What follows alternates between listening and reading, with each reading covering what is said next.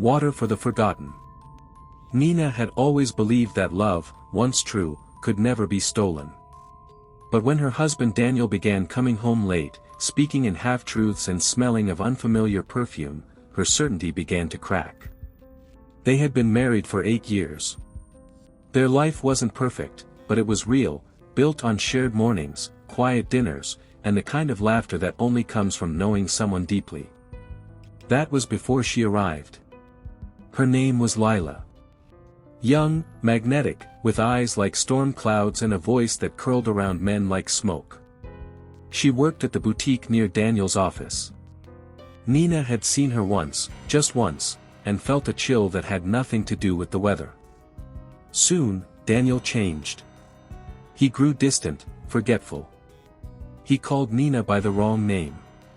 He stopped touching her.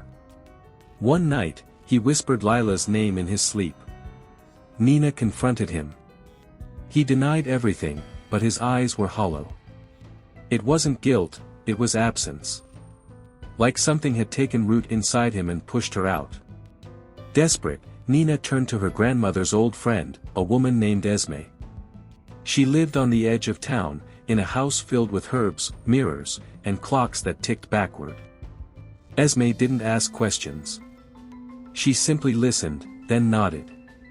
"She's using a binding," Esme said. "Not love. Control. He's not himself." Nina's hands trembled. "Can it be undone?" Esme reached into a cabinet and pulled out a small glass vial filled with pale blue water. "This is memory water. It doesn't break spells, it reminds the soul of what it truly belongs to. You must give it to him without him knowing. And then wait." Nina took the vial home. That night, she poured a few drops into Daniel's tea. He drank it without noticing. Nothing happened. But the next morning, he stood in the kitchen, staring at a photo of their wedding day. His eyes were wet. "I had a dream," he said. "You were laughing. We were in Venice. I remember the smell of the sea." Nina said nothing. She simply watched.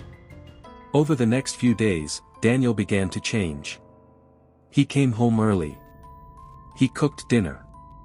He asked about her paintings again. But every night, he received texts from Lila.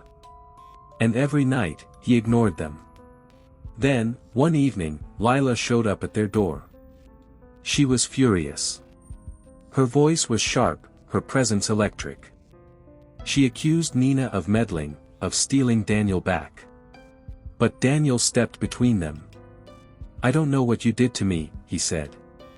"But I remember who I am now. And it's not with you." Lila's face twisted.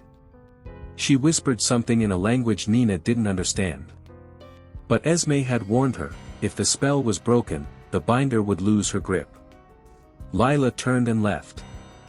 That night, her boutique burned down. No one saw her again. Daniel never spoke of her again. But sometimes, when Nina poured tea, she saw a faint shimmer in the cup, like the memory water still lingered, protecting what had been reclaimed. And in Esme's house, one of the backward clocks began ticking forward again.